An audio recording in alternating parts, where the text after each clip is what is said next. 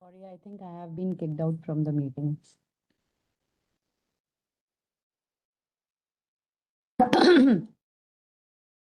So the OSI model, if I'll talk from the source to the destination, is very important. How the communication is taking place in order to understand. If I understand this at every layer, right, my work will become very easy to understand that what kind of the loopholes are there in my system so that I can take care of them. I can protect my systems. I can protect my network, right? So from source till destination.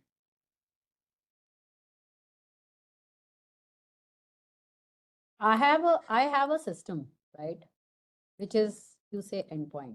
You are going to say www.google.com. Okay. You want to open up a file transfer.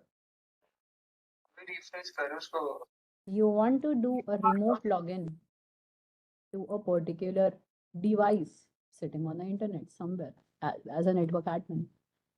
So this is my application which user understands, where your DNS, DHCP, NTP, SNMP, emails, everything works. So it's a user interface layer. User interface where you as a user understand, but your PC doesn't understand. You know google.com, you know FTP file transfer, you know open the email, you know remote login. But how your system is understanding? No, system never understands these languages. But this is very important. What kind of the protocols we have? We have DHCP, we have DNS, we have HTTP, we have HTTPS, we have. Tell me what all protocols works at the application. What do you think? Like anyone who's working with a network, emails, which you say it as SMTP. You have monitoring protocol, very important. Monitoring, because through the monitoring only I can detect that this attack has happened at what time, right? So anything which you work in the network is all application, user interface. This is the 7 topmost layer of my OSI model. What is DHCP for? Anybody here? What is DHCP for? It dynamically assigns the IP to the all machines. What is DNS for? I think somebody has taken the name DNS. Yes, Ankit, very good. And what is domain name server? Like the way I think Paras has introduced that the DNS attacks can be there. Here when I was talking, you said IP address attacks, DNS attacks. What is DNS? How a DNS can be attacked? How an attacker is going to do the DNS attacks? What do you think about it? That's why I'm teaching you this, because these attacks comes from here. Email spoofing, DNS attacks, DHCP spoofing. DNS is domain name server. So your DHCP is that dynamic IP assignment.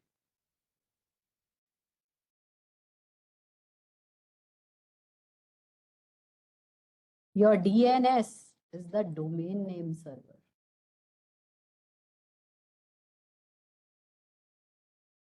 Domain name server is a directory on the internet which has IP to name resolution.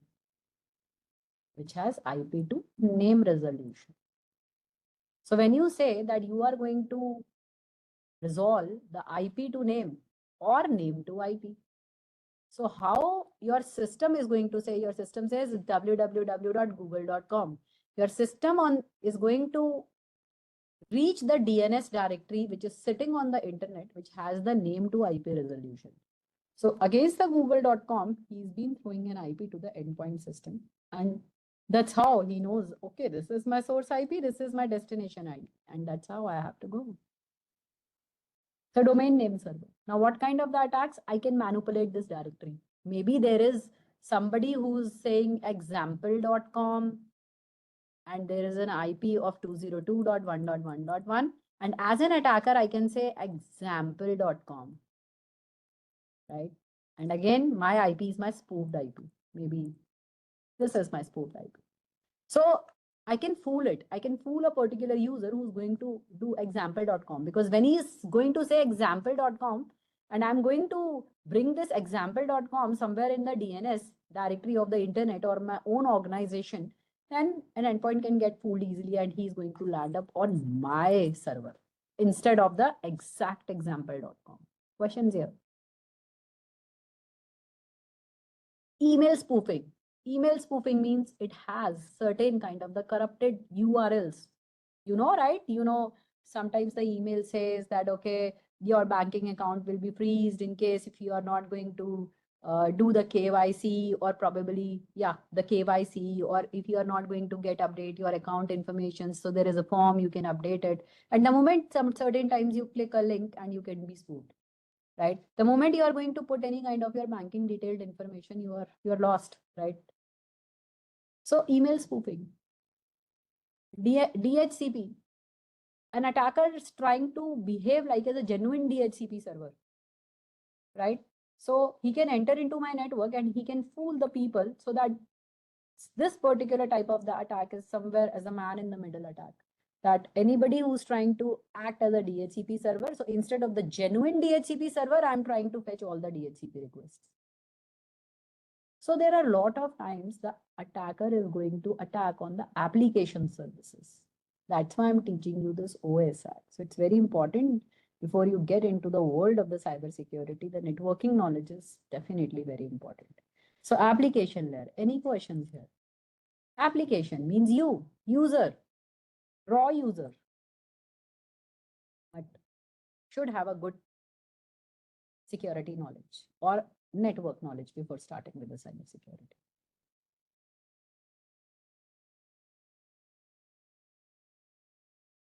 So I have application layer. So I opened a source. This is my source PC. I opened up google.com. This is my HTTP header, right? My system is going to convert this data into its own presentable form. This is 7, this is 6. It is a 7-layered architecture. It is going to get a session ID through which I can recognize that, hey, this is my session ID number 1. There is a problem. This has been attacked recently. This goes to my transport layer, where it is very, very important from the security point of view. All my cyber security attacks comes here. So my data, google.com, is coming up with a session ID. In my system, I'm talking about at the PC level right now, because you know, right, the PC is being attacked because the applications are running there only. So PC or any endpoint is most prone to the cyber attacks, right? What is transport? It assigns port numbers to the applications as if a dedicated port numbers. As if, what is the port number of HTTP? Tell me. Anybody? HTTP port number 80. It is fixed worldwide. It is fixed worldwide. Internet Authority of Network Association has fixed it.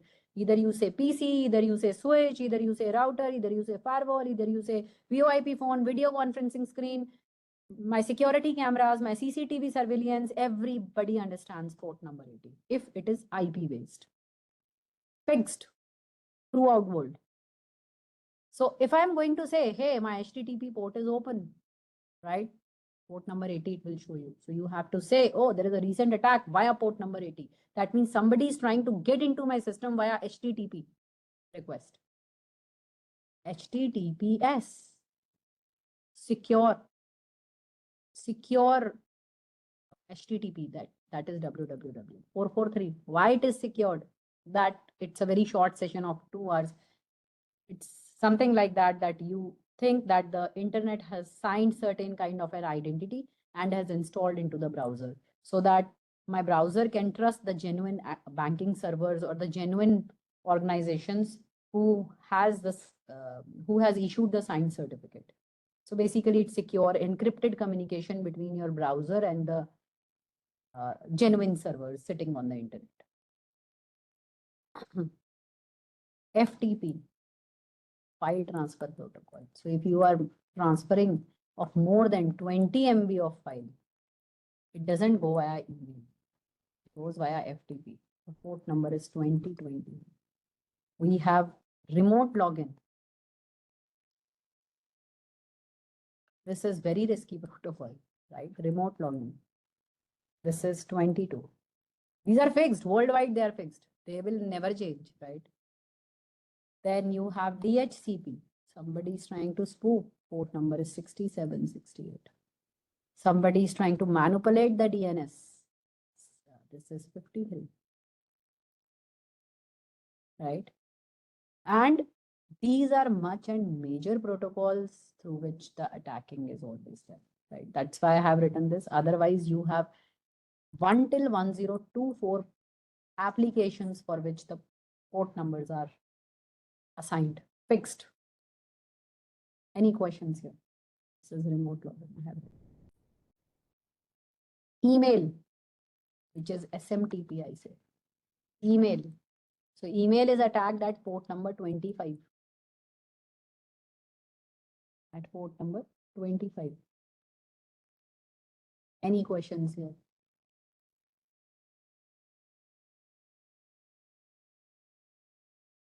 Very good, Praglab.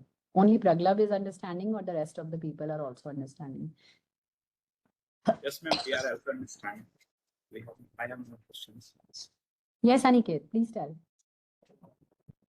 Yes, ma'am. Till now, there is no doubt. All right. What is the, thank you, Aniket. Paras, what is the significance of port numbers?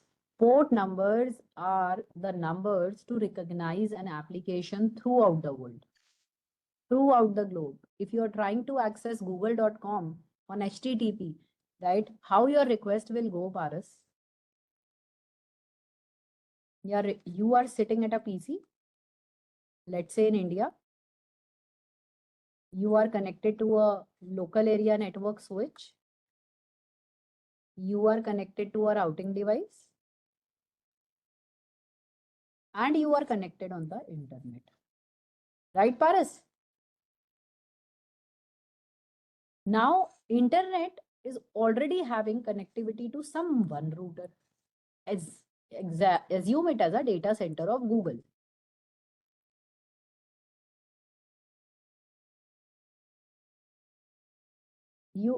He might have been having some switch, and here the Gmail servers are there, or any google.com servers are there. Let's say google.com servers. Google.com servers. Now, let's say you want to open up www.google.com. What will happen? This will go to your local area network, your routing device. Router will find its routing and it will route it over the internet, right? And the request will come here. And yeah, more specifically, the DNS is going to even return the address of google.com as the destination IP.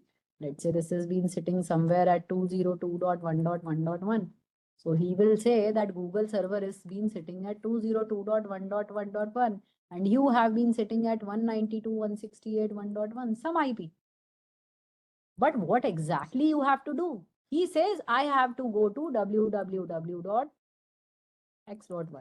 So what is www? PC will assign a port number, a dedicated port number because of its own TCP IP stack, OSI stack, and which should be updated for all the devices across the internet. So it will go to the switch again goes to the router. Since router doesn't have any policy, they all understand. So this is a standardization. This is a standardization. That what request is coming? Request is coming on port number 80. What request is coming? Request is coming on port number 80. Is it allowed? Yes, yes, yes. So there is no policy check. There is nobody who's going to check your security. There is nobody who has even scanned you. Who are you? What are you? What do you look like? Plain. It might be an attacker, but it might be a genuine user as well. So standardization of the applications is the port number for us. Questions?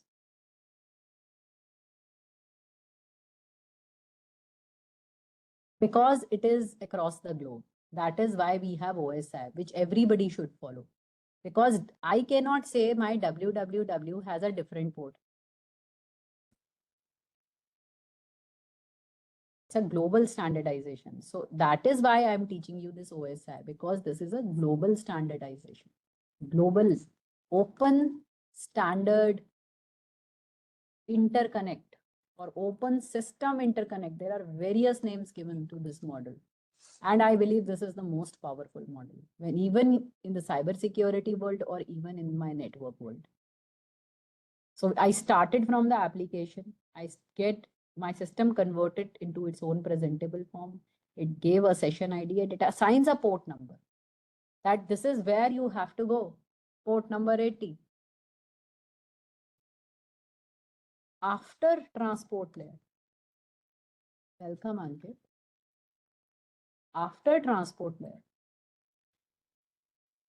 where my application, what? www.google.com has been assigned a port number. Let's say port number 80, right? So definitely it is going to assign some source port random, some source. There are certain random port numbers. Let me tell you the range. 1 till 1023 is the fixed port number range, updated with my INA, Internet Authority of Network Association. And from 1024 till 65535, we have random port numbers. Random. Random means that anytime your PC is going to generate a request that I have to go to port number 80, this becomes destination and source port will be taken from this range randomly.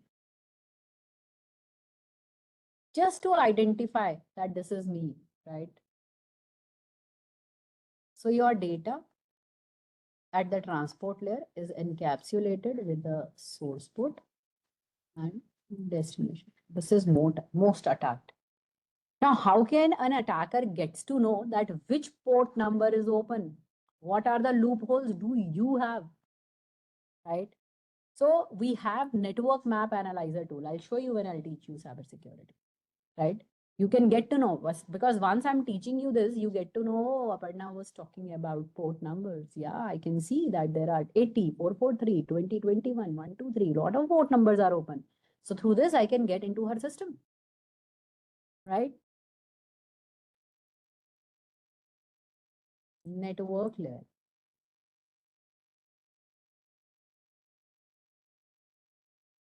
What is network layer? IP addressing.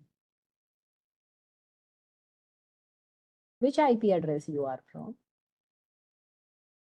Routing. Where do you want to route the packet? Do you have any policy to block port number 80?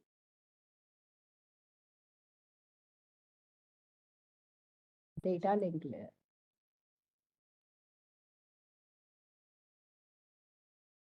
MAC addressing.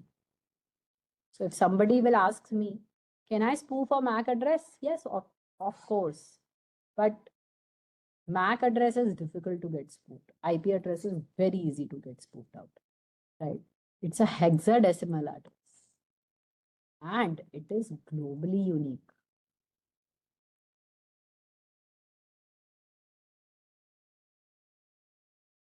So here my data, this full data, which is coming up from the transport layer with the source port, with the destination port, is again gets attached with the source IP and destination. And here this full data gets attached with this full data gets attached, right? Let's say data, we have source port, we have destination port, we have source IP. MAC addressing can be for anybody. It can be for Windows OS, it can be for Linux, it can be for Mac OS. It is the address which is very much embedded on the network interface card of any PC. Any PC. So hardly depends that what OS it is. All right. All right, Pradla. All right. So this is the transport layer information. This is the network layer information. This is the data link layer information. And finally, your data gets into zeros and ones. So here is the media, wired, wireless, which you were saying. Getting into the destination, you will extract the destination MAC. Getting into the destination, you will extract the destination IP. Getting into the destination, you will extract the port number. Right? And since my Google server also understands port number 80, it opens a connection to the port number 80 and going on the top. Here the session ID is matched. The session is established.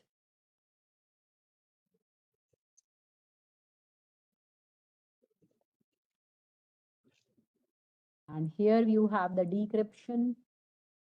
Then again, it is going to convert the data into the presentable form to the user. So you as a user is finally opening up Google. Going through so many phases, verifying your IP connectivity, verifying your MAC connectivity, and first and foremost, you are verifying your port connectivity. So right now I'm talking about a world where everything is so ideal. Everything is so ideal that there is no threat of security. There is no threat of getting attacked from anywhere. Everything is so ideal that I'm just going straight away to the Google server and I'm good, right? But yes, I have to follow the series of the events. Questions here?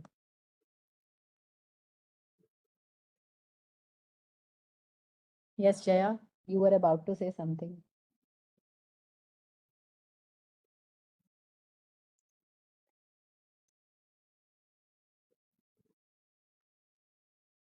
All right, I can see it. How to find open ports, Ashmit? You can find the open ports by using the network map analyzer. You can do that. You can install an application on your system, Nmap Zenmap UI.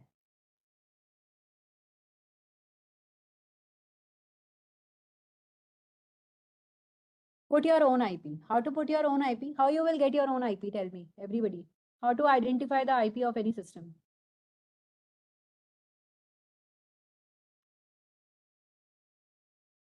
Go ahead, tell me the command line, guys.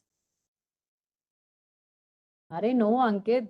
I am asking about that how you can identify your system IP, my machine IP. I have my PC. What should I write on the command prompt so that I can get to see what is the IP of my machine? Port numbers is the next level thing. First, I should know the IP of my machine. Net SH, no Paras. IP config slash all, no?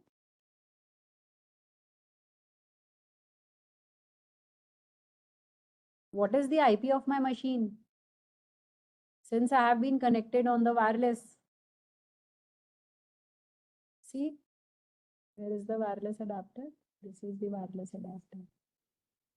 This is the Dell adapter which I'm having. This is the interface card. Yes, it Kushal, if it is Linux, then ifconfig. If it is Windows, then ipconfig.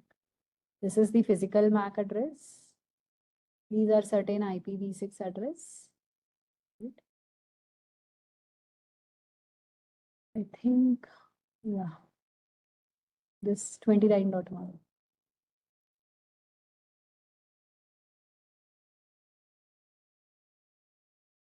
Since I have been connected via wireless, right, I have 29.1. So let's get 29.1.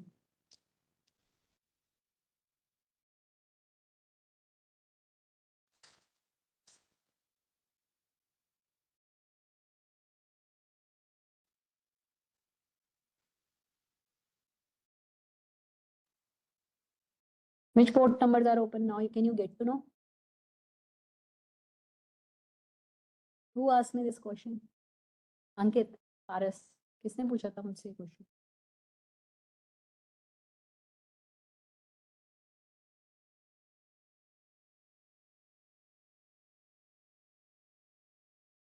Ashmit, is it good?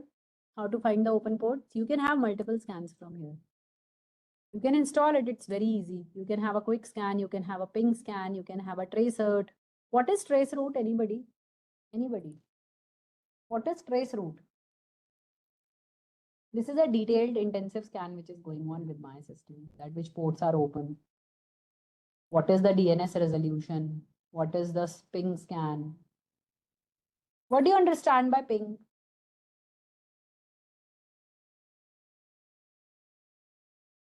Welcome, Ashmit.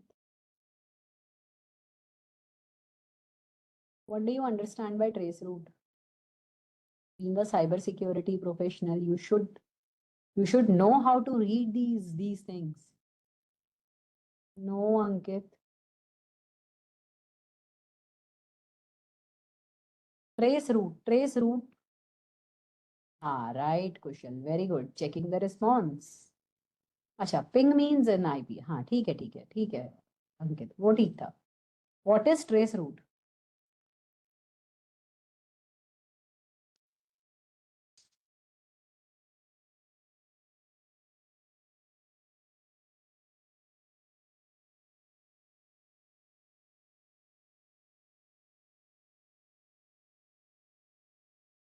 Now this output is so huge that certain times you are not even able to understand that what is going on. So I will always suggest my audience in the cybersecurity who attend my session. Yes, Paras, it shows you all the intermediate routers in between, that what are the hops it is being taken. So I always suggest to go and put your queries in the chat GPT AI, and it will give you a detailed explanation of one by one. So it is giving you the intensive scan. It is giving you the trace route even, that what is the next hop, where this particular IP is being going and where it is getting submitted, right? So there are certain services which is enabled at the back end, right? And how to analyze. This is a detailed scan. You can just see. Ankit, we don't have any route here. We don't have any route here. Why? Because we are working on the internet right now.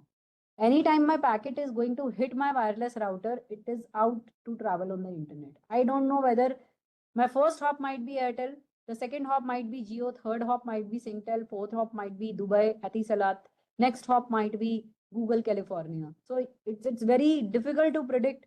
So that's why the cybersecurity is getting very, very important nowadays, because we cannot catch the attacker like this.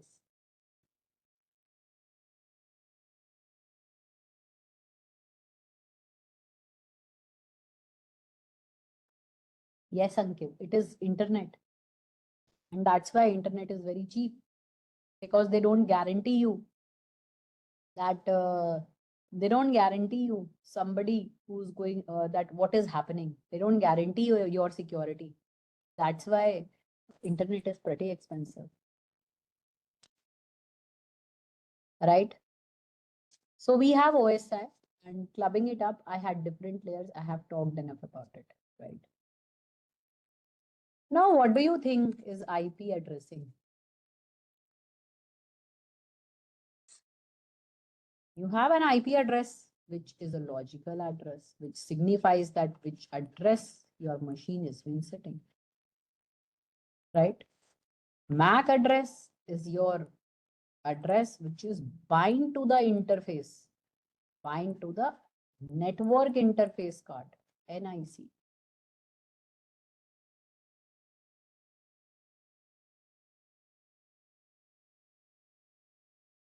Where you can type the same thing, IP config all, it can even get you the MAC address as well. Now, coming upon to the security. Fine. If I'm going to ask you, hey, you have to implement a network. Implement.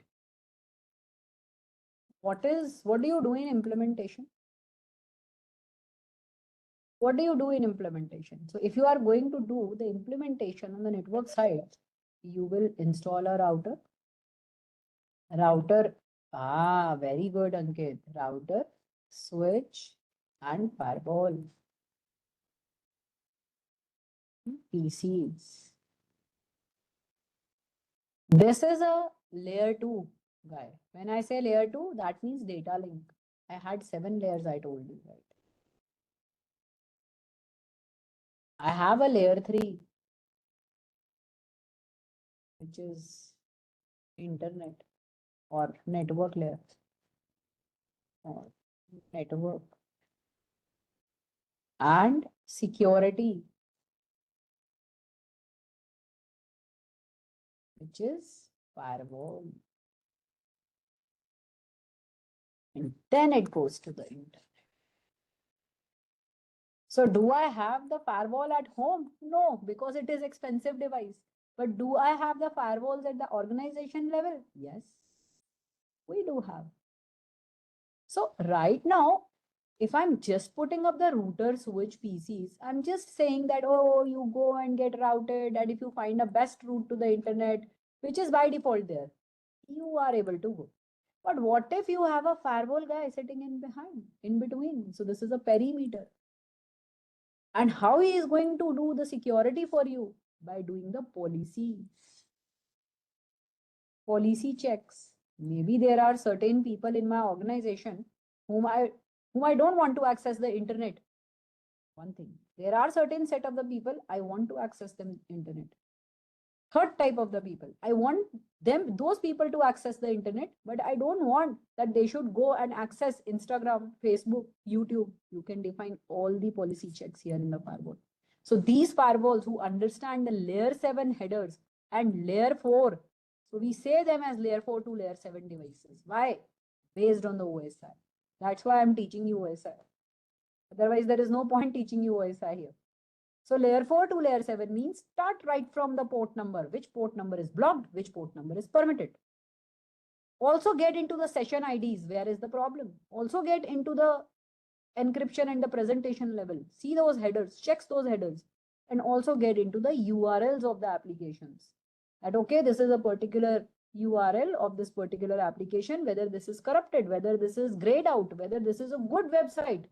So there is a internet directory. I mean, there is one directory on the internet. I should say it is having all the blacklisted URLs. It has all the gray listed URLs. It has all the white listed URLs, where these kind of the URLs can get checked as well. And this can be implemented with a firewall too. You can get your firewall updated with these kind of the URLs as well, right? So it's a layer 4 to layer 7 header and does the policy checks. If your users are not allowed to do access port number 80, so port number 80 is blocked for you. If your users are allowed to access 443, the 443 port number is allowed for you. If your users are not able to do 20 or 21, FTP is blocked for you. If your users are not able to do port number 22, SSH is blocked for you. But what if all the ports are open? What if I don't have any policy for you? What if I'm just implementing the firewall only to do mirror? That who's going out, who's coming in? Is he the same person who has gone out? Match up, match his source IP, match his destination IP, match what time he has gone out, match what time he has come in. Just like as a security guard in an organization who's sitting at the gate of my organization and keeping a register to maintain that kind of the list. So I have the similar role of the firewall as a perimeter in my organization, and similar role as a firewall which is being installed on the systems as well. But that doesn't have the capability to read your layer 4 headers or layer 7 headers. That doesn't have capability. So this is an expensive device. You have to invest a lot of cost, but this is an enterprise security, your network security. It's not a open security where I'm going to talk, hey, I am a normal user, I might be connected to the internet in my home, and I am going to achieve certain kind of a security. For that, I am at the risk because I have been connected to the internet and I don't know who all particular hackers has been sitting from where and where they can send me any threat, and I am being screwed out and I'm being stuck, right? So for that, I have to be very aware. I have to be very confident enough, as well as being a cybersecurity engineer. I should know what kind of the tools we are going to use and how I am going to intelligently see and read the logs with the help of the AI tool as well. Any questions here?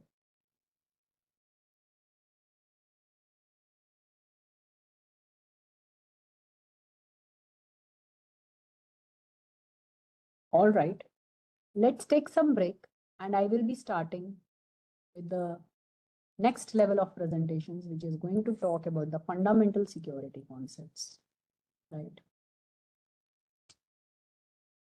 What is security? What do you understand by security? So I'm going to talk about certain attacks. So let's take some 10 minutes break, come back, and I'll start, right?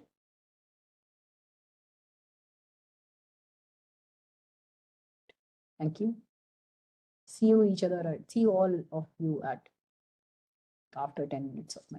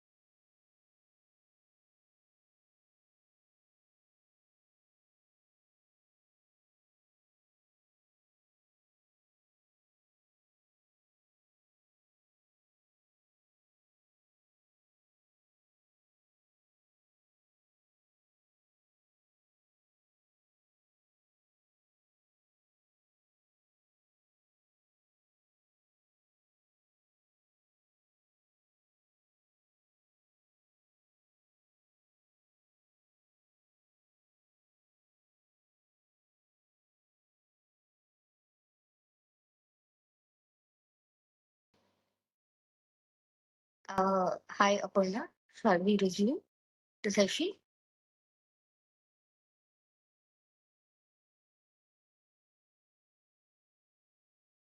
Aparna, you there? Yeah, ma'am, I'm here. Yeah, please call me. I would appreciate it if you call me Sarika. Yeah. Oh, sorry. Sorry, I'm here. No worries, no worries. Shall we resume the session? Yeah, Since I'm there's ready. the time constraint or short in time. So, yeah. All right, I'll resume. Just Thank allow you. me 1 minute. I'll be back. Sure, sure. I'm Thank just you. having water. Yeah, good. Okay. Fine.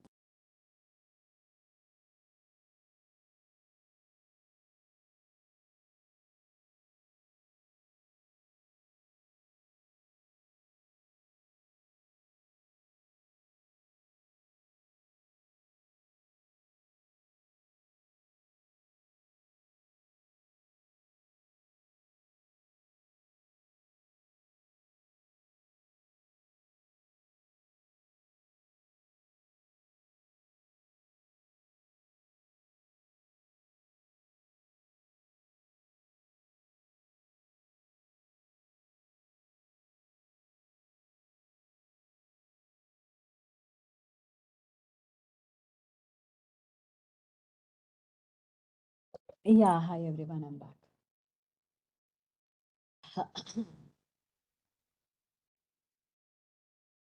I hope everybody is here now.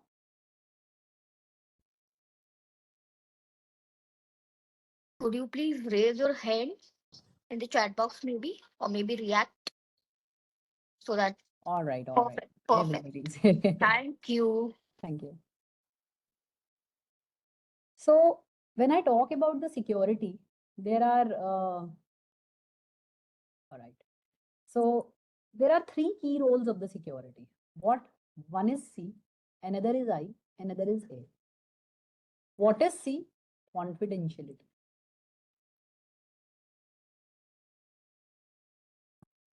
What is I? Integrity. What is A? Authenticity.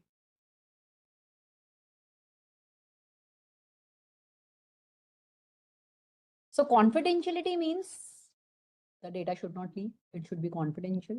It should be in the confidential records. But anytime, have you ever observed how to make the data confidential? Just by saying confidential or just by protecting it? How to protect the data? By encrypting it. By not exposing it as an encryption, because from outside, no, if it is encrypted, nobody will be able to decode it. Integrity. Anybody? What is integrity? Anyone? Yes, very good answer. Correctness of the fact. Yes, very good. No change of data. That means the way I'm sending should look the same way, right? What is authenticity? Certain passwords, tokens, OTPs,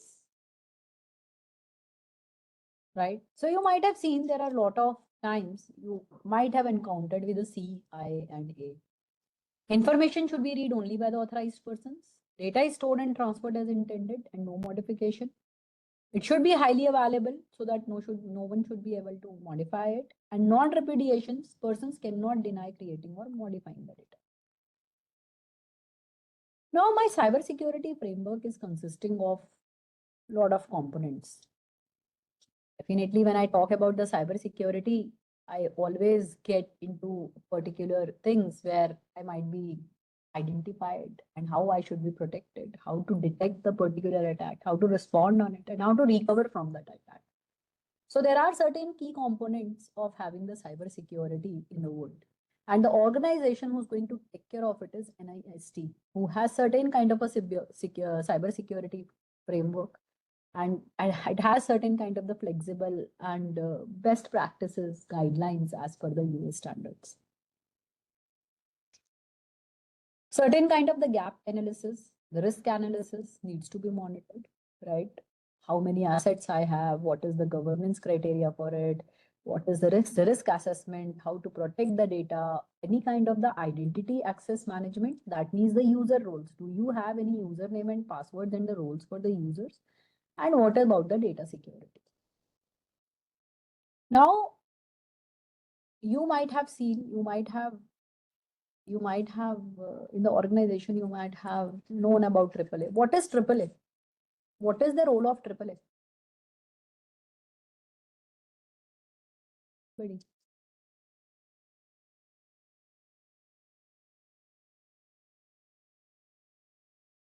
Authentication. Authentication, Very good. authorization, and accounting. Yes. Very good, Pradhan. Authentication, authorization, and accounting.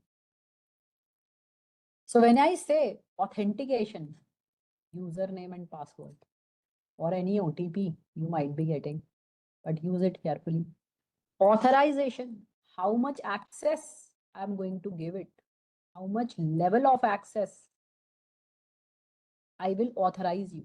You might not be a network administrator or a cybersecurity administrator or an ethical hacker administrator who's going to have all full roles. I'm going to tell you that how much authorization you have in my network. Accounting, I'm going to create the logs that what you have done, when you have come inside, when you have gone outside. So based on all these things, you have the AAA servers. Who are you? Identification, right? Who are you?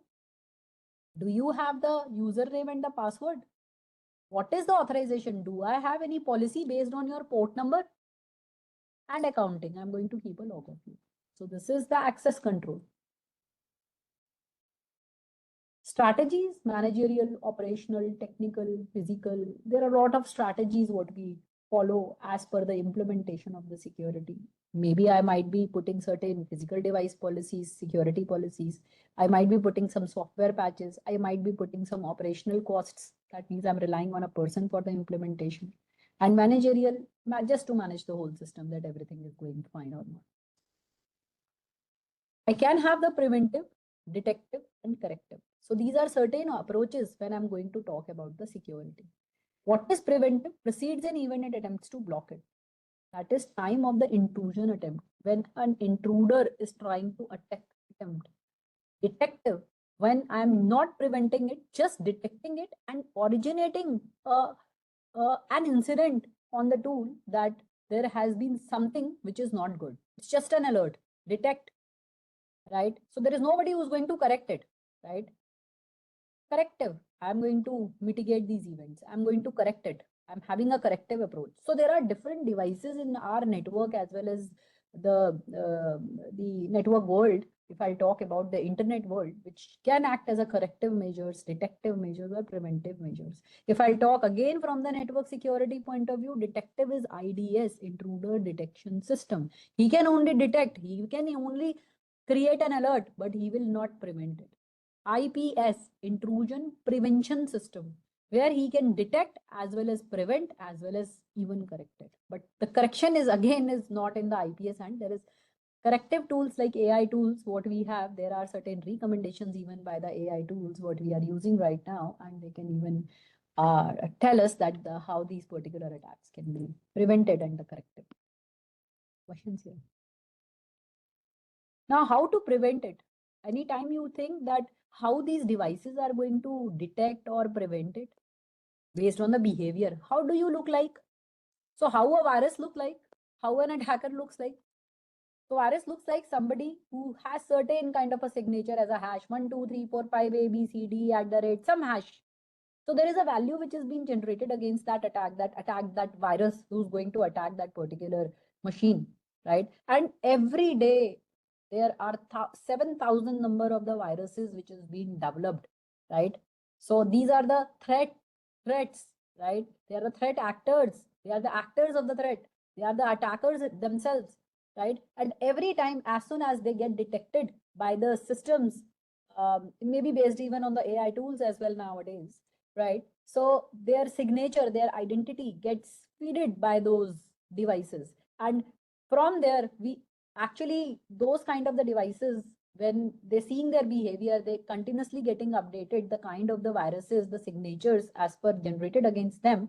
And they are, and anytime I'm going to deploy any kind of a prevention system or a detection system in my organization, I am going, even on my system, I can have an host-based IPS as well. So these, how to prevent it, they will always match these signatures with the signature database they have. And how they have, they are automatically getting updated. Like you run antivirus scan, right? From there also, there are a lot of security things like HIPS installed in my system gets on updated. So it gets on updated with what? With the signatures of the viruses. If any behavior comes from outside and very resembles similar to that particular signature, which is updated in my tool, it gets blocked then and there itself, right? So we have a lot of devices, and there are a lot of companies who are manufacturing this, and Symantec FireEye is one of them, who are giving you these kind of the solutions to protect, detect, and correct the systems. We have a lot of security information officers like CSO, CIO, and it is as good as like as a RAW or any kind of a organization who's working with this. You can have the incident response team, as you can see. Now, what is the role of incident response team? Anybody can tell me what is SOC? If there Yes. is a hacking or a leak, they handle it. Exactly. So SOC is basically the monitoring tool that where exactly the incident has happened, what time the incident has happened, which is the IP address the incident is being replying against with, right? So these are certain things. Let me talk about certain things like what you have in as an attacker. Let me talk about the threat types. Now you know hackers. How many type of the hackers do you know? Wide, I mean, do you ever heard of? Black hat, white hat, gray hat. Have you heard of these kind of attackers? Right. Who are black hat hackers?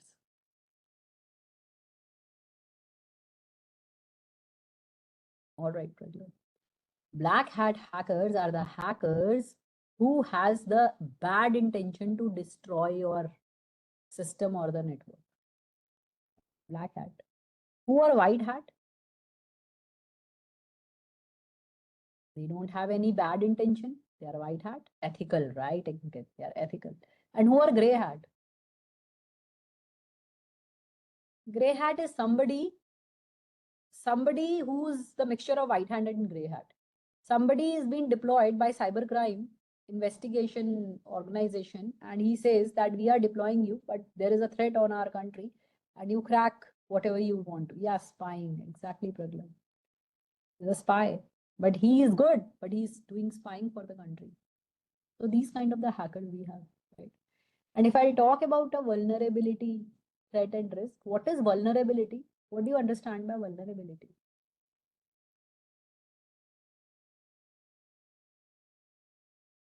Vulnerability is a weakness of the system.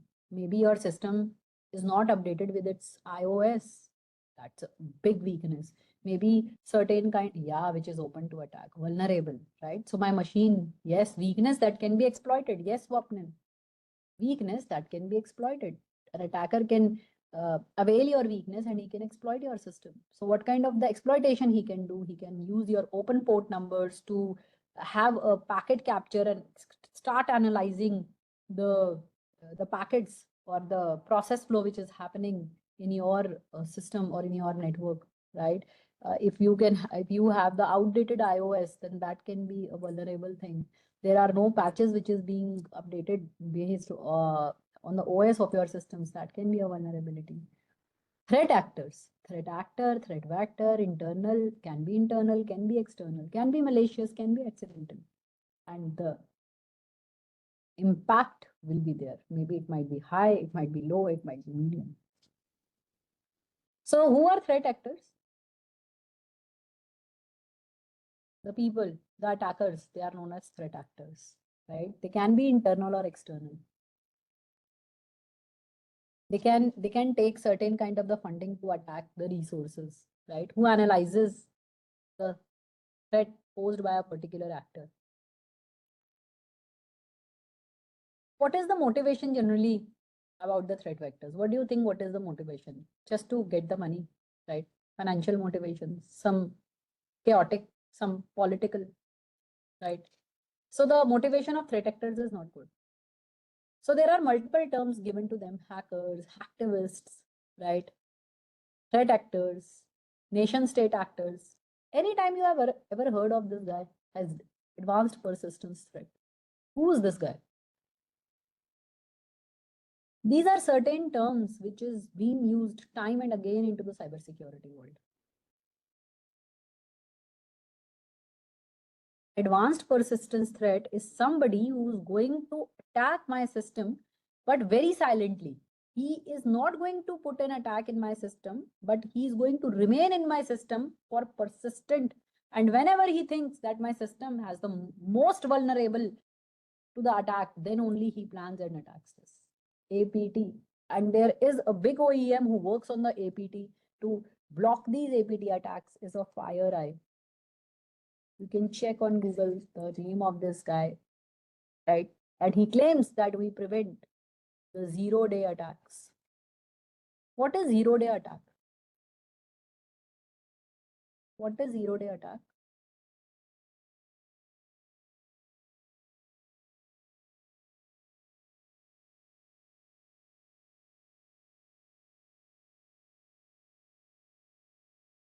Zero-day attack is an attack whose signature, yes, which starts immediately, or whose signature is not identified in the market. That means this virus has not been identified in the market. 0-day attack. Nobody knows him. He's so new that his signature is still not updated with the internet registry. So there are certain OEMs which claims that take these devices, install it in your environment, and we can prevent the 0-day attacks. They claim it, but yeah, so far so good. I have seen that FireEye is one of a very powerful, capable vendor. He gives his FireEye APTs on the emails. He gives his FireEye APTs on the network side. He gives his FireEye equipments on the file scanner sites, because files is a very big risk area. Because if you download any malicious file and that has certain malicious activity in that, then it can compromise your whole system.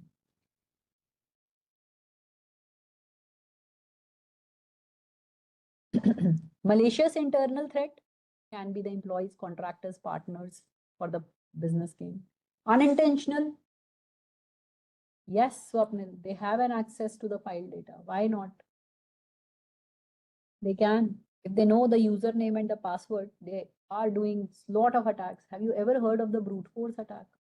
There are multiple attacks: DOS attack, DDoS attack, brute force attack,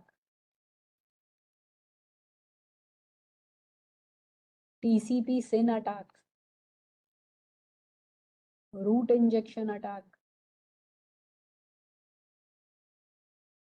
These are all attacks. Reconnaissance attacks.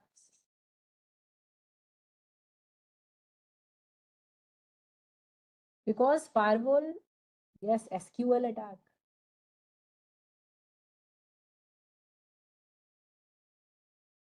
DNS attack. Then why do the people trust them? Because of the firewall. Because firewall is the guy who's going to block the port number 20 from any user who's coming from outside. We have a policy in the firewall. So if I have a server, let's say I have an application which is sitting on it, and I do have a firewall kept here, but I will always make a policy here: don't allow, deny anybody from outside to access me, to access my file who's sitting at an IP address of something, let's say 192.168.1.1, to access port number 20. That's how firewall blocks it. Who asked me this question?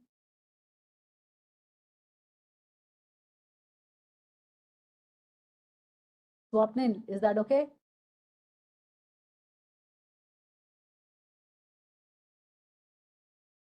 Thank you. Because this is purely a policy-based model. It is a wall who stops everything from inside to outside and outside to inside. Right? It stops everything, but you have to define the policy that, okay, this particular source IP to the destination IP is allowed. This source IP to the destination IP is blocked, or inspect it whenever any traffic is going to go from inside to outside or outside to inside. You have these policies in the firewall. That's why it is a security product. That's why we trust this security product. You can have intrusion prevention systems. They have signatures. They have all the signatures updated. They have signatures. But generally, firewall is a firewall. Firewall and IPS can be one system.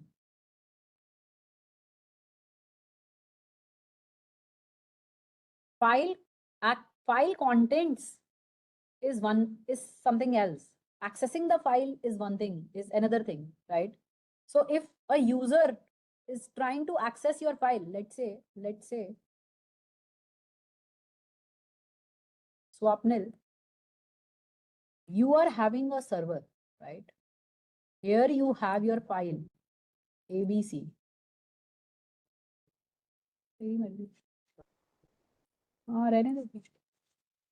You have a firewall, right? You have a firewall.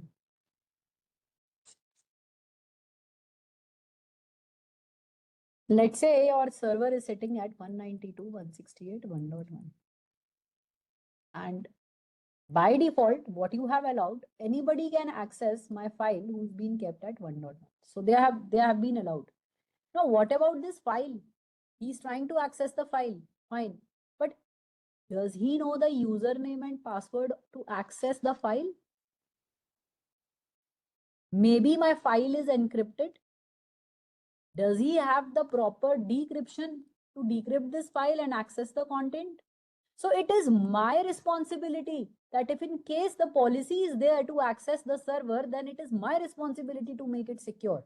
If I will just leave the file without username and password, it's my mistake. It's not anybody else. Then he will be able to access the content on file. Right, Swapnil?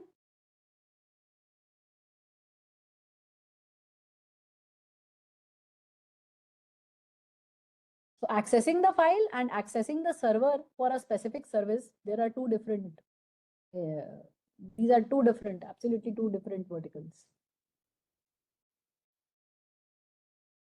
And unintentional, like weak policies, lack of training, shadow IT. Now I have been discussing about the multiple type of the attacks. Can you please tell me what is DOS attack? What is DOS?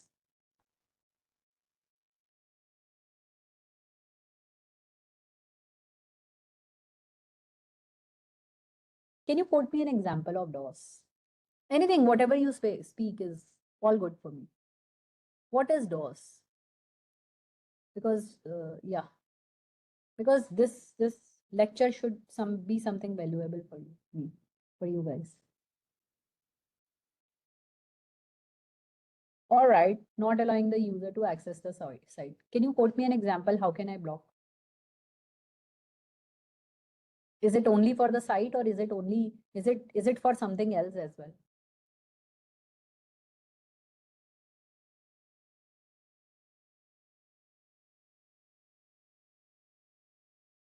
Kushal, when you get the Windows blue screen, that means the DOS has done.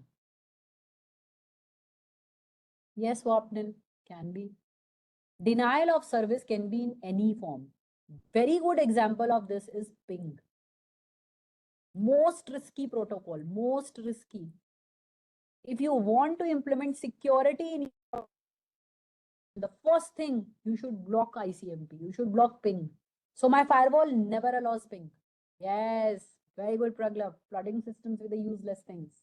That's denial of service. Now, again quoting you an example. Coming back here, let's say somebody as an attacker here, let's say he's a attacker, right?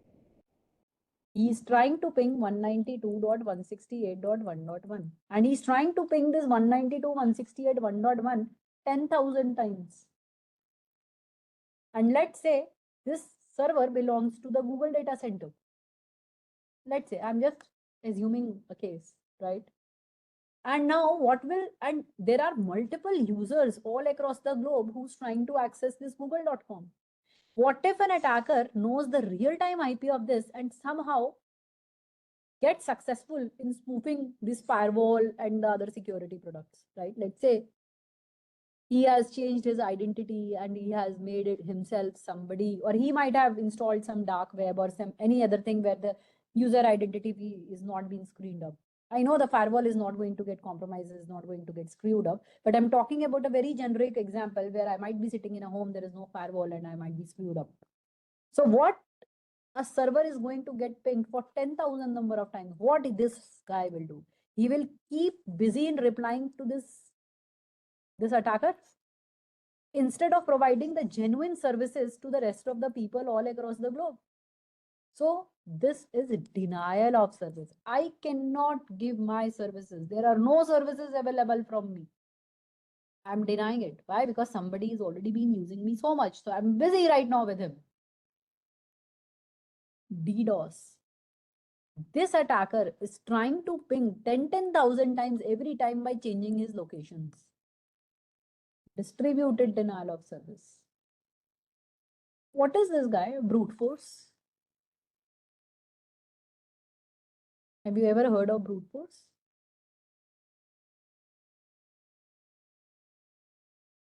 Go ahead, try it out. I'm good. All right, Ankit. Anything else about the brute force?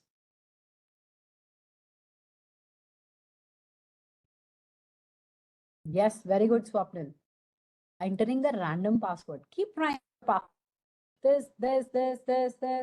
So we define a policy. If anybody is trying to do the the configurations with the password more than 3 times, I'm talking about the enterprise security right now here, right?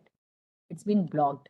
But in a home, as a user, how can I implement this kind of the security? I cannot, because I'm very simple guy, right? I'm just having an internet connection at my home and I might be screwed up anytime if anybody is trying to target me specifically.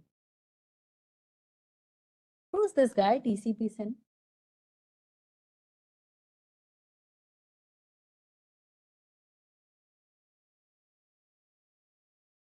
TCP SYN, very common attack, very common attack.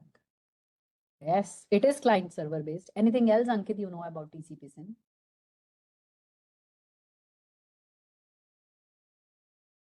In a TCP connection, TCP is transport layer protocol. You remember OSI, I talked about it. Yes, ping pong is ICMP. TCP is not ping pong. Transport. Yeah. Sorry, transport protocol. So what happens? Your client and your server is a legitimate server, a genuine server, is trying to make a connection with him, right? He responds and this guy acknowledges. So he sends a request, it gets a response, and it sends an acknowledgement, right? So this is a 3-way handshake during the transport, and then it transfers the data. What if this might be an attacker, right? He sends lot of requests. He gets the response, but intentionally he is not sending any acts. So this legitimate server will keep on waiting that if acknowledgement will come, then I will make and establish a connection. So he will stop replying to the legitimate clients who are the genuine users. So TCP SYN attack. Again, it is very much based on the port numbers. Whatever port numbers is open, I will try to use those port numbers and trying to send you the request that I want to transfer a file to you, but I will intentionally not transfer a file, but I will do it 10,000, 20,000 number of times. So, you know, these devices like intrusion prevention systems, they already have these behaviors in the organization. If somebody is trying to do the TCP request for 20,000 number of times, block him. If any signature matches the virus, block him. But unfortunately at home, we don't have these kind of the systems. But yeah, as a cybersecurity engineer in the network enterprises, you can always suggest these kind of the solutions. Root injection attack. I'm introducing a false root, a fake root in the routing. and I'm taking benefit of the routing algorithm that he is going to select the best route, right? The most matched route, right? So as an attacker, I will try to introduce a false route in the system, and the whole and any again legitimate user starts coming to me instead of going to the other particular subnet where the application has to be accessed, right? So certain kind of the SQL attacks is related to the database attacks, then the DNS attacks. I have given you example. A lot of attacks which has been there. And for all doing these attacks, there is a dark web world. There are certain applications like Kali, like Metasploit, right? From where you can install certain kind of the softwares, like Loki is one of the software through which you can do a certain kind of the attacks, right? Probably if you will attend my detailed session of cybersecurity, I will get you into each and every kind of the attack, and I will showcase you that how the things work, because right now we have the very limited constraint of the timing. So I will definitely not get into those kind of the stuff. But yes, I will be explaining you here at least a glimpse that that how to secure the network, how to secure the how to secure the day-to-day operations, right? And how to be a good ethical hacker. And because if you don't know the terms that what is happening in the ethical hacking, then I think there is no use of doing the cybersecurity. You should know port numbers, you should know how the TCP works, you should know how the UDP works, you should know how you are going to prevent the spoofing of your ARP table. What is ARP table? Nobody knows, but I can easily do an attack with the ARP table, right? So to be a good cybersecurity engineer, you have to be a good network engineer first, right? Then only there are certain things which you can understand on a bigger level, right? Something like this, if I want to can you tell me something like what if you want to get the information of a particular domain that which IP it has been sitting on? Whois.com. Have you ever heard of this? Whois.com. How many of you have ever heard of this? Whois.com. Who is? Who are you? Who are you? So you can put any IP, let's say cisco.com. And it has given you all the information about Cisco. Who is? You can even define a domain name. I have defined a domain. I can define an IP here. So a hacker can get all the information if he wants to know about you or probably any kind of an IP address which is being utilized. And definitely if any PC who's been connected on the internet and I want to get the whole information that who he is, any status, the name servers, where is the registered information, what is the email, what is the phone number, registered contract, what organization it is, where it is residing. So if an hacker or if somebody who's having the bad intention wants to take every information about it, then this site is very useful. But this site can be useful for the ethical hacking too. I want to get the information of railways. I'm really interested in securing their network. I might to check that whether if I'm doing a railways website, then I really want to check that if there is any kind of the security loophole. I can even do the NS lookup. NS lookup. Go for the NS lookup. What is NS lookup? NS lookup means what is the IP address of this particular domain. So NS lookup is DNS records. What kind of the DNS records do I have? So if I'm going to look up for the cisco.com, I can see 72.163. This is a public IP. What is the difference between the private and the public IP, guys? What if I'll ask you, what is private IP? So I'm trying to gather the information, maybe in an ethical way, maybe in an unethical way. I'm doing all possible best solutions here that from the internet, how can I get a solution about a domain? How can I get a solution about details about the IP? Maybe by using Whois, maybe by using NS lookup, maybe by installing certain kind of a software like Zap. So these are certain kind of the analyzers in my in my cybersecurity world, which I definitely generally use by installing them on my systems and can do a detailed scanning about whatever I need, right? This is also one of the tool for scanning, like an Nmap, but this is a detailed analyzer. You can even uh, download the script which it has been using, that there are certain threat vectors against this particular files. He will get you all the information and you can put in the chat GPT and you can get whatever you want. You can do the automated scan. You can define whatever has been there. URL to attack. See, if I want to attack a specific website, I can define it here and I can attack and it gives me a particular log, right? I can even do the scan, the quick start scan, right? So I'll not do it here because I haven't deployed the Metasploit here right now. So, but yes, this is this is something which you have to focus on while doing the cybersecurity, and so that you can be you know that what kind of attacks can happen while and how to prevent your network. What question I have asked you? What question I have asked you before?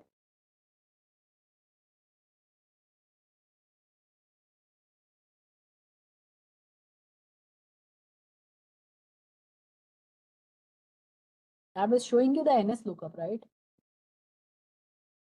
What is the difference between the private and the public IP? Can you access this IP from anywhere? Tell me. It has given the exact information that it has been placed and located in somewhere in United States of America and in somewhere in California. It has given me the exact location. It's Texas, United States of America, Cisco Systems. What is quad A record is for the IP version 6. What if you have an IP version 6 IP? So see, these are certain kind of the detailed information. Anytime you are going to attend my cybersecurity session, then definitely I will get you into the details of all these things. It's a huge world, right? And it has a lot of things which has been related with the network stuff as well. Let me check the Google DNS. Yes, what is the difference between the private and public IP? Anybody here?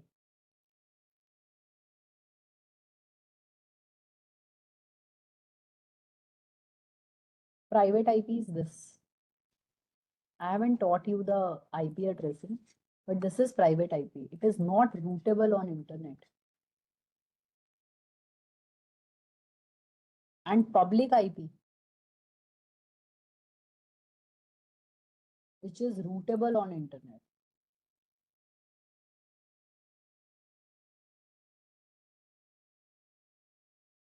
So private IP is always with the server, whereas public IP is we change the identity by doing its translation, right? So that my real-time IP is never exposed to the world, right? So even if you are seeing that DNS, this is even not the real-time IP. But yeah, from here I can get to know that what is the location of this particular system, right?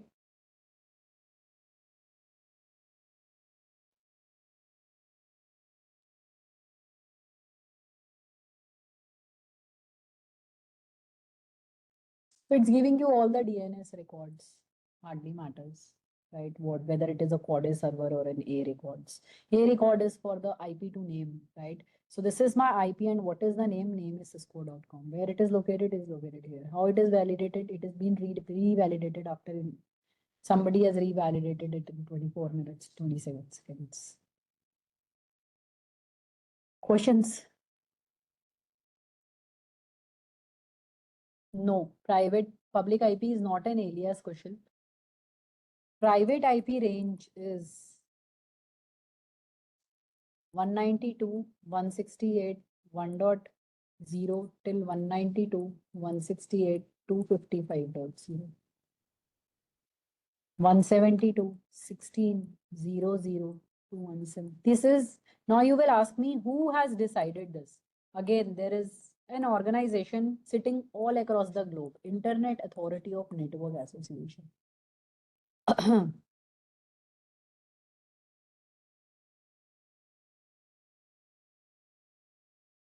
You can, yes, you can, but that's something been risky. If you have to access it on your public VPN, then it has to be a public IP. If you have your private VPN, then only you can access the private IP. So these are the network concepts. That's why I'm saying you that the network knowledge is very important before you get into this world.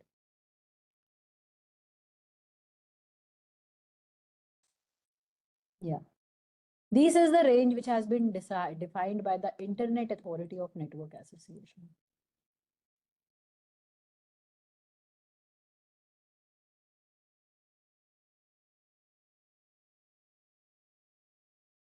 And there are certain ranges, let's say there is a range from 1 till 126. There is a range from 128 till 191. There is a range from 192 till 223. So apart from these ranges, rest everybody is public. Public means internet, publicly accessible. So all your servers has been placed somewhere accessible on the internet is on the public IP. So you can see the public IP here. 72. This is not my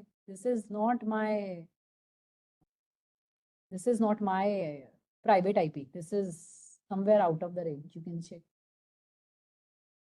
So publicly placed on the internet. But anyhow, for the security, we do a network address translation. We have NATed them. So that's the security, right? But if you don't do it, then it's a security loophole. So it's in your hand that if you are not doing it, then anybody is trying to attack it, then you will call the ethical hackers, please do something for us. Then we do the security measures for you guys. We try to figure out by using certain kind of the security onion tools or probably low-key tools or probably some meta-exploitable machines on the machines or probably installing certain kind of the browsers like the dark web from where I can analyze that where this traffic is coming from, right? So we have a lot of tools, and again, integrating it with the AI has become really, really very easy. You can just put the response of any kind of a website on the chat GPT and you can get the details even in more detailed form. But you should know how to read it. You should know if he is mentioning a particular IP, whether it is public or private. Just like I'm coming to your organization, but I am Aparna, right? So NASCOM knows me as Cisco consultant, right? Or probably somebody who's expert in cybersecurity and ethical hacking, right? So how I am introduced to you via NASCOM, because NASCOM has changed my name from Aparna to a cybersecurity consultant. That's how you know me. Otherwise, directly knowing Aparna is not, probably you won't value me or no, you probably won't know me. So I have to change my identity to get myself introduced to you. So similarly, we have the NAT in the networking world.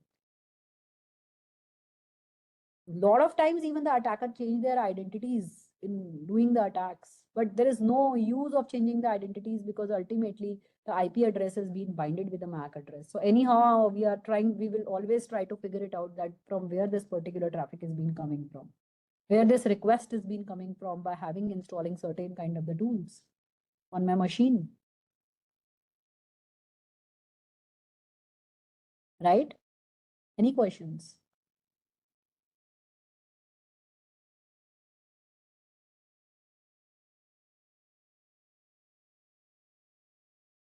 Any questions?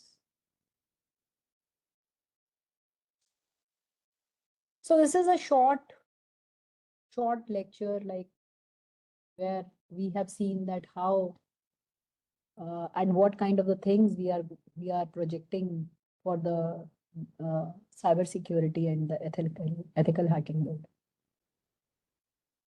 AI, how AI? Good question, Ankit. How AI is doing that? Let's say I have multiple devices or the users. Now what happens? Anytime there is a network analyzer who's always going to analyze these kind of the alerts. Now, what if these devices has got vulnerable by somebody is not updating or patching their iOS? Anytime I'm just analyzing, so there is a huge human intervention. There is a dedicated team in the NOC or SOC who keeps on saying, oh, which devices has got vulnerable? Oh, this is a device which is not been patched with a software update. Let's do it. Oh, there are the devices who are not following the compliance of our company. Let's do an update on it. There are certain alerts or probably certain kind of things which are not going in as per the normal behavior. Let's figure out. So there is a dedicated team who used to work on this. Now we have such intelligent network analyzer tools, and we have built up the AI engine at the back end of it. So what is AI? Anybody who can talk about AI? What is AI? Now let's, because since this is a good question, anybody, what is AI? What do you think is an AI? Intelligence, which emits the intelligence of human beings in analyzing things. All right.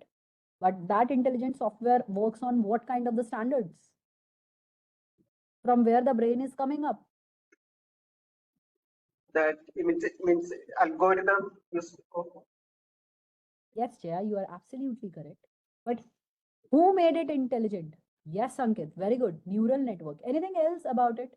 Right now, we have two kind of the AI. Yeah, you are using so intelligent terms. AI can be traditional, can be Gen AI. If it is traditional, I will set in certain templates.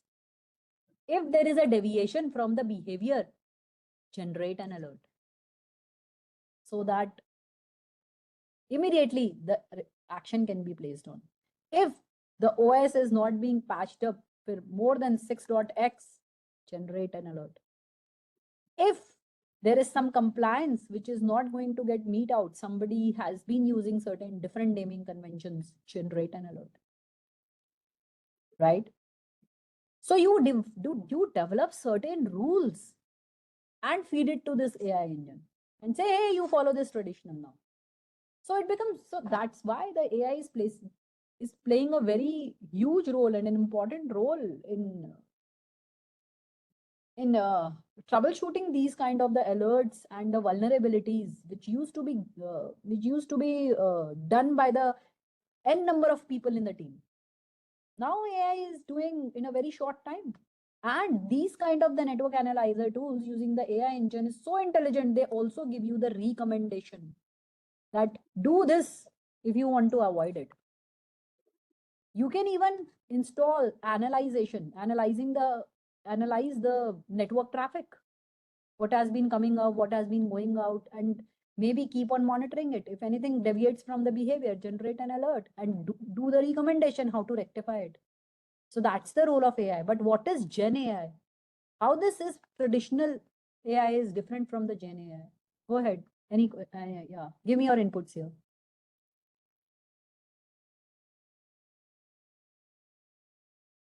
See, AI is, yeah, go ahead. Genetic algorithm. Shreya. Generative AI. What do you understand by generative AI? Which is genetic algorithm based deep neural. Ankit neural. mentioned. Yes, perfect. Yes, Jaya, correct. Deep neural network. Yes, Jaya, correct. 100% correct. That means there is a strong brain who's working at the back end of the AI engine, and it keeps on updating itself from the behavior every day the network is facing. There is a threat, it will update itself. There is a threat, but it is probably negative, right? So it will update itself that in case the future, if this kind of the threat will come, it is a negative alert. So I'm not going to generate an alert for it. So it keeps on learning from the behavior of the alerts. Yes, Ankit. Neural network.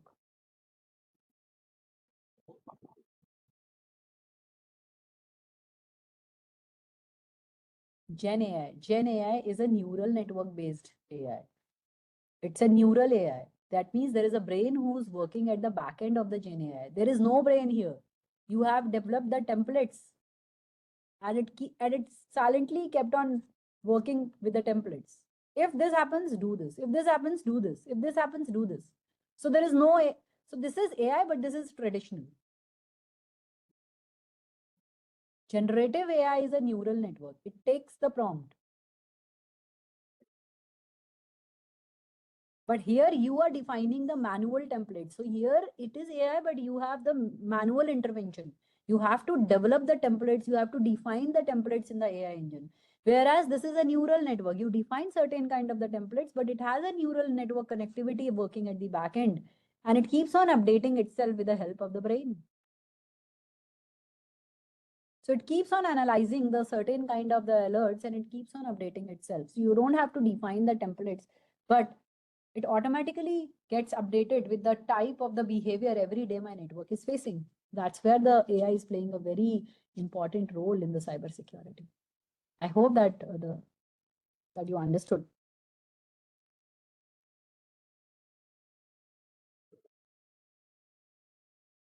Yeah, that's the real-time difference.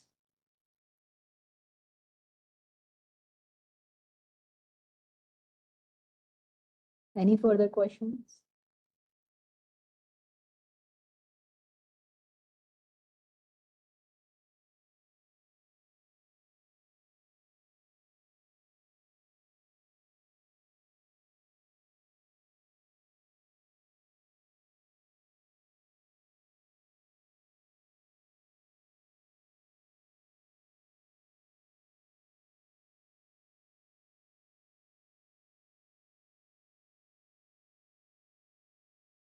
There is a course for the CEH. There is a course for the CEH version 1.7. That's the recent course. You can explore it from the Google as well. But I also teach ethical hacking. I also teach a lot of lectures based on the networking and the cybersecurity world.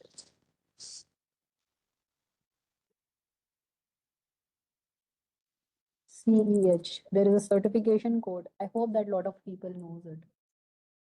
CEH version 13 has come. Certified Ethical Hacker. Right. So EC Council is the best guy to do it. We have a lot of labs here. Right. So you can have the penetration testing tool. You can have the CEH, CISO. There are multiple certifications related with this. So this is the most common which you are asking me. How to enroll in my class? I will give the link to Sarita ma'am, and from there you can check that how to enroll in my class. Sarita ma'am, can I give my contact details as well that they can enroll in my class? I request you to please share it with me. I'll That's share it. what. That's Yeah. good. I'll do that. I'll do that. It's okay, ma'am. Anytime. Yeah. Yeah. So certification is there, and actually, what I teach is the cybersecurity with AI. Let me show you.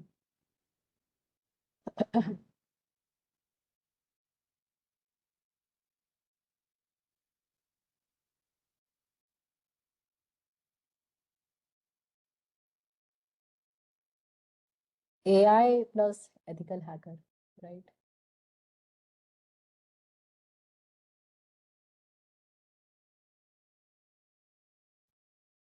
These are the modules. Module 1, ethical hacking, which I have made you understood. There are certain labs about it.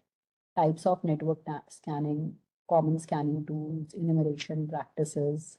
Right? There are certain labs about it. And we are integrating the AI here. The role of AI in ethical hacking, real world applications, machine learning, neural networks, right? And deep learning, how to get into the detailed learning of this, right? And again, there are multiple activities related with that. There are certain labs again about it. So there are multiple modules like AI tools. So you can ask Sarita ma'am and you can register for my class.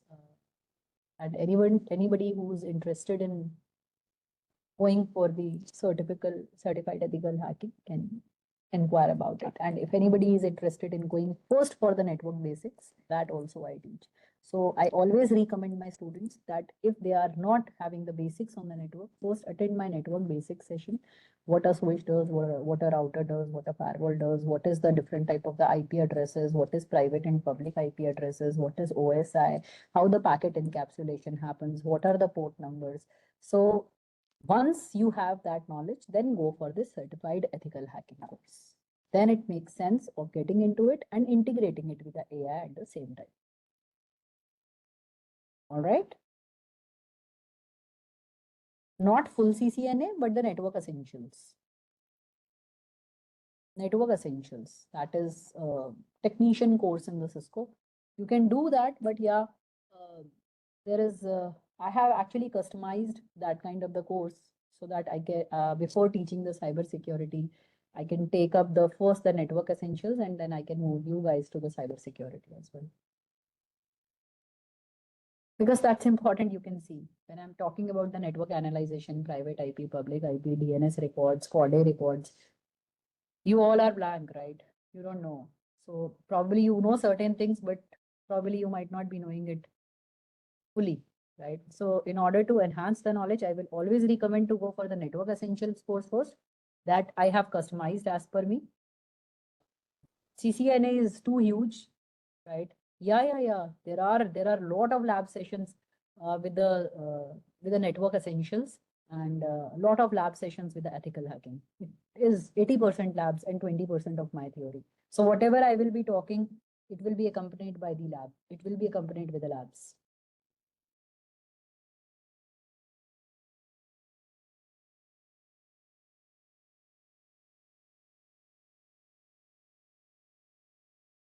Any further questions?